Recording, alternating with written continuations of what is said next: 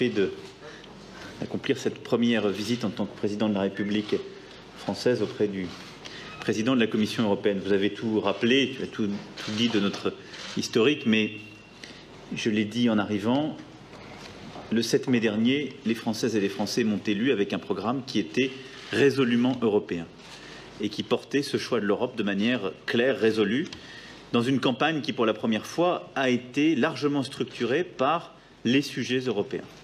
Et donc, c'est aussi fort de ces attentes et de ce mandat du peuple français que j'arrive ici et que je souhaitais, en marge de ce mini-sommet de l'OTAN, avoir ce premier échange. Vous l'avez rappelé, Monsieur le Président, plusieurs sujets occupent notre actualité. Moi, je défendrai d'abord la vision d'une Europe qui protège.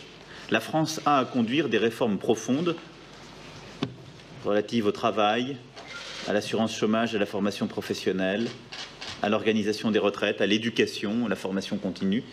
Autant de sujets que mon gouvernement a commencé à lancer, à travailler. J'ai moi-même reçu les partenaires sociaux en début de semaine. Mais à côté de cette France qui réforme, qui transforme, qui refonde, on a besoin d'une Europe qui protège et qui redonne du sens à ce qu'est justement l'Europe dans un cours du monde qui n'est plus compris de nos concitoyens. L'Europe qui protège, c'est celle qui, sur le travail détaché, a une approche cohérente, claire, rigoureuse et protectrice des travailleurs et en particulier des plus modestes. C'est une Europe qui met fin au dumping social, c'est une Europe qui travaille sur la convergence fiscale, c'est une Europe de la réciprocité commerciale, c'est une Europe de la politique de défense et qui porte une vraie ambition de défense, c'est une Europe de la réforme du droit d'asile, autant de sujets que j'ai portés durant ma campagne, sur lesquels je me suis engagé également dans l'échange que j'ai eu la semaine dernière avec la chancelière Merkel et qui participent de votre agenda et donc de notre agenda.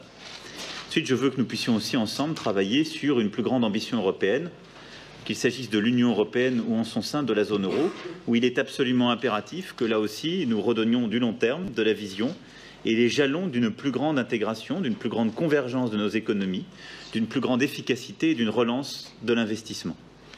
Tous ces sujets, ce sont ceux que j'ai portés durant ma campagne et donc c'est maintenant ce que j'entends méthodiquement mettre en œuvre pour ce qui relève de mes responsabilités à l'intérieur des frontières et pour ce qui relève de nos responsabilités partagées partout en Europe.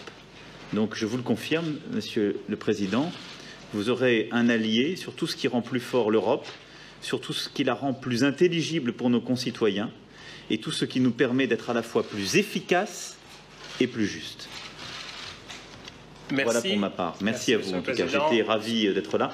Nous aurons, je termine là-dessus, l'occasion ensemble, de concert, de rappeler plusieurs sujets qui sont également essentiels pour notre agenda commun lors du G7, où nous serons l'un et l'autre dès ce soir, en particulier les sujets relatifs au changement climatique, à la crise migratoire, à la sécurité et à la défense, parce que ce sont des sujets sur lesquels la France s'est fortement engagée et continuera à s'engager, que l'Europe a porté et qu'il est indispensable de défendre au sein du G7.